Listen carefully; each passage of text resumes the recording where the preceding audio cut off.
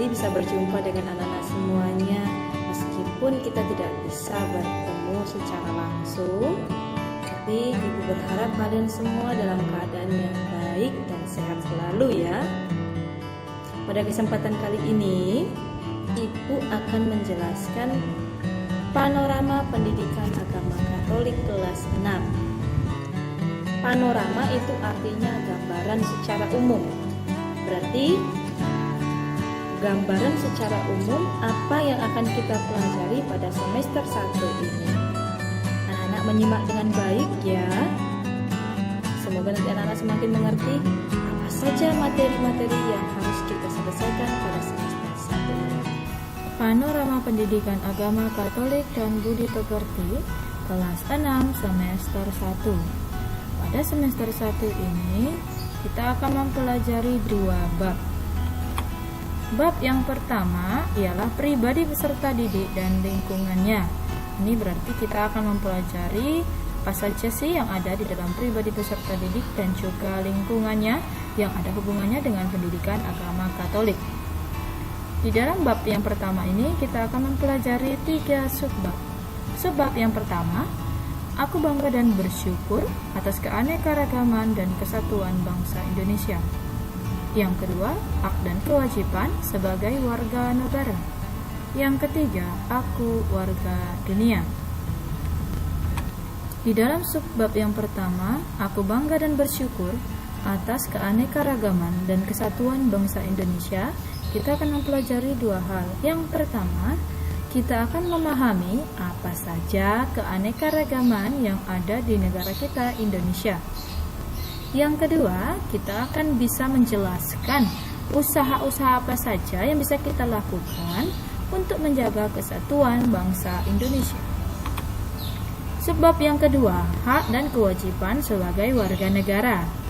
Ada 2 hal yang secara umum bisa kita pelajari. Yang pertama, kita mampu menyebutkan dan memahami apa saja hak-hak dan kewajiban diri kita masing-masing sebagai warga negara.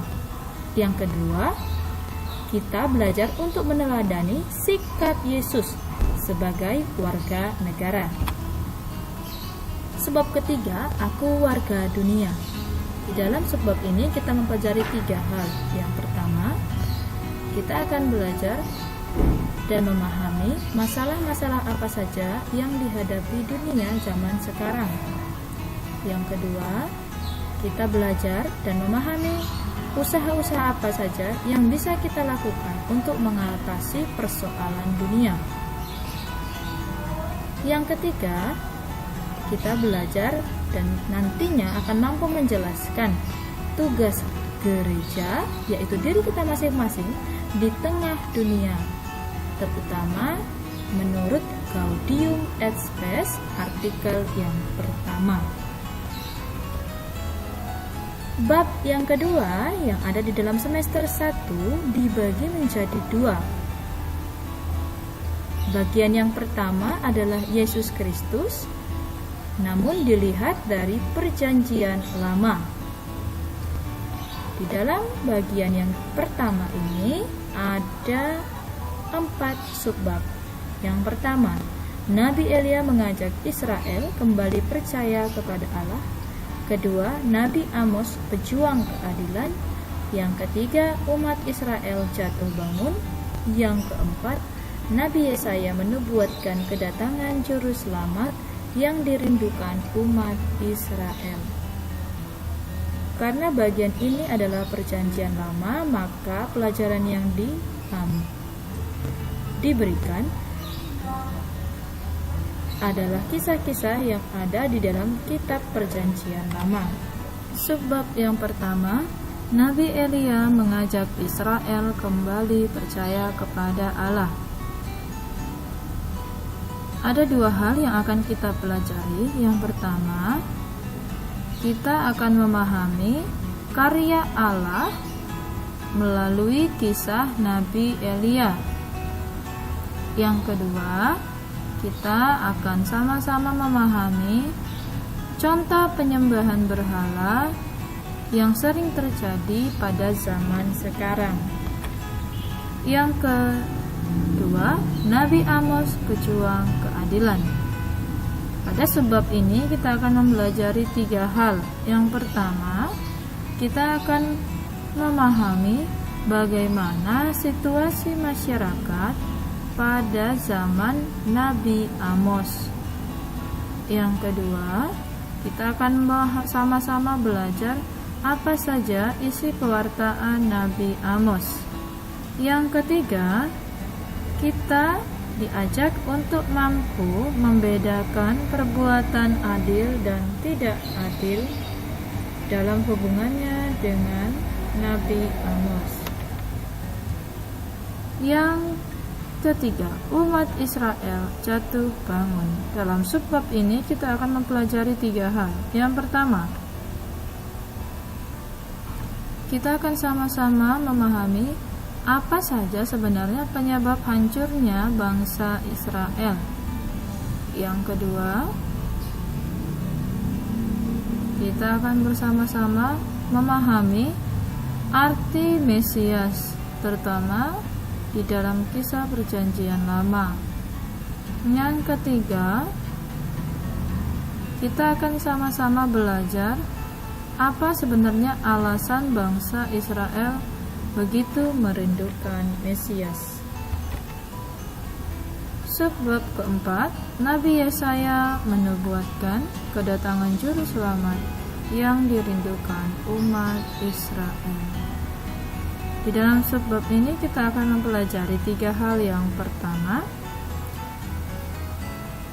kita akan bersama-sama belajar apa saja nubuat Nabi Yesaya.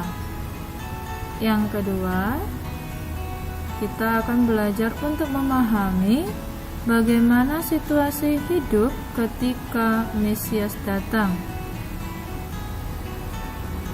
Maksudnya menurut Yesaya bab 11 ayat 1 sampai dengan 11. Yang ketiga, bagaimana usaha kita untuk bisa menjaga kedamaian sesuai dengan pesan Nabi Yesaya. Bab kedua, bagian yang kedua adalah Yesus Kristus dari Perjanjian Baru. Sesuai dengan namanya Perjanjian Baru, maka sebab pada bagian ini diambil dari kisah Perjanjian Baru. Sebab yang pertama, Yesus mewartakan kerajaan Allah dengan kata-kata. Yang kedua, Yesus mewartakan kerajaan Allah dengan tindakan. Sebab yang pertama, pada bagian kedua, Yesus mewartakan kerajaan Allah dengan kata-kata. Pada sebab ini kita akan pelajari 2 hal. Yang pertama, kita akan mampu menjelaskan arti kerajaan Allah. Yang kedua, kita akan menemukan peranan dari kata-kata Yesus dalam mewartakan kerajaan Allah. Sebab kedua, Yesus mewartakan kerajaan Allah dengan tindakan. Ada 3 hal yang kita pelajari. Yang pertama, kita akan belajar bersama-sama apa saja tindakan Yesus dalam mewartakan kerajaan Allah. Yang kedua, kita akan mampu menjelaskan hubungan dari tindakan Yesus dengan kata-katanya. Yang ketiga, kita akan bersama-sama belajar dan menyebutkan bagaimana tindakan menghadirkan kerajaan Allah di dalam kehidupan kita saat ini.